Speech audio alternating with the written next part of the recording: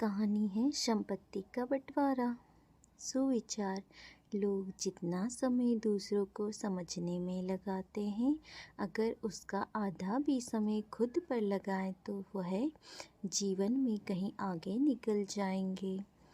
कहानी की शुरुआत एक गांव से होती है, जहां पर एक वृद्ध जमींदार रहता था। उसकी बहुत उम्र हो चली थी। एक बार जब वह बीमार पड़ा तो उसे लगा उसके जाने का समय आ गया है। उसके 3 पुत्र थे। उसने तीनों पुत्रों को अपने पास बुलाया।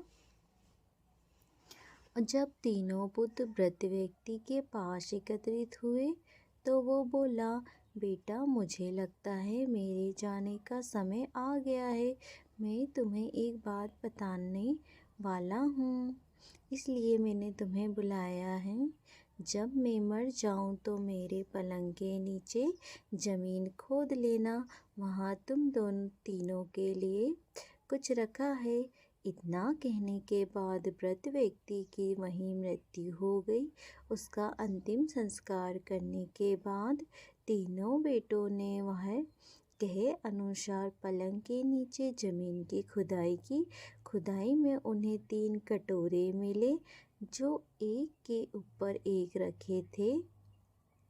पहले कटोरे में गाय का गोबर, दूसरे कटोरे में मिट्टी और तीसरे में कुछ तिनके रखे थे। साथ ही 10 सोने के सिक्के मिले।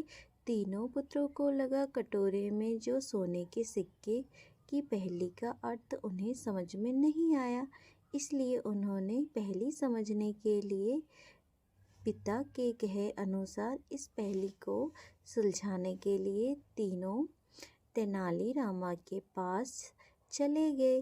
तेनाली के पास पहुंचकर उन्होंने पूरी बात उन्हें बताई। चाचा, आप तो पिताजी के बारे में बहुत अच्छे से जानते हैं, क्या मृत्यु से पूर्व पिताजी ने आपसे इस विषय में कोई चर्चा की थी?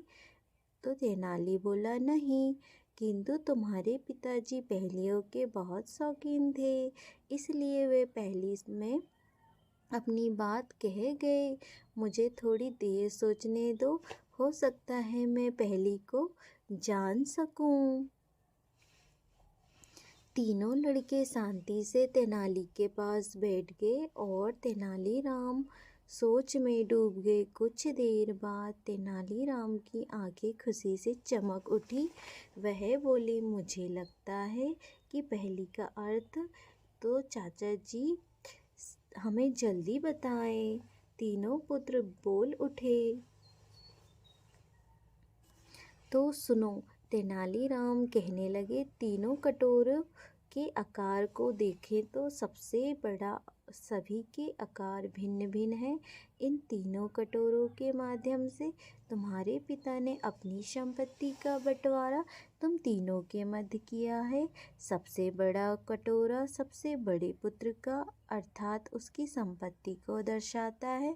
उसमें मिट्टी भरी है, यानी तुम्हारे पिता ने सारे खेत बड़े पुत्र को दिया है। और दूसरा कटोरा यानी मंझले पुत्र को मिला, संपत्ति को दर्शाता है, अर्थात उसमें गोबर भरा है, यानी सारे मवेशी। दूसरे पुत्र को तीसरे कटोरे में संपत्ति को दर्शाता है, जिसमें तिनके भरे हैं जो सुनहरे हैं, अर्थात सारा सोना सबसे छोटे पुत्र के हिस्से में आया। यह कहकर तेनाली चुप हो गए। तब तीनों पुत्र बोले, चाचा जी, एक बात समझ में नहीं आ रही कि पिताजी ने 10 सिक्के किसके लिए छोड़े हैं। तो तेनाली बोला, यह तो मेरा मेहनताना है। तुम्हारे पिता कोई भी काम मुफ्त में करवाते नहीं थे। उन्हें मालूम था कि तुम पहेली का अर्थ पूछने किसी के पास तो जाओगे, इसलिए तुम्हारे पिताजी ने यह मेरे लिए छोड़ा है।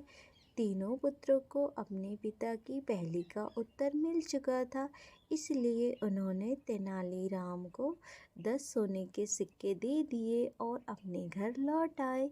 इस तरह कहानी का अंत हो गया।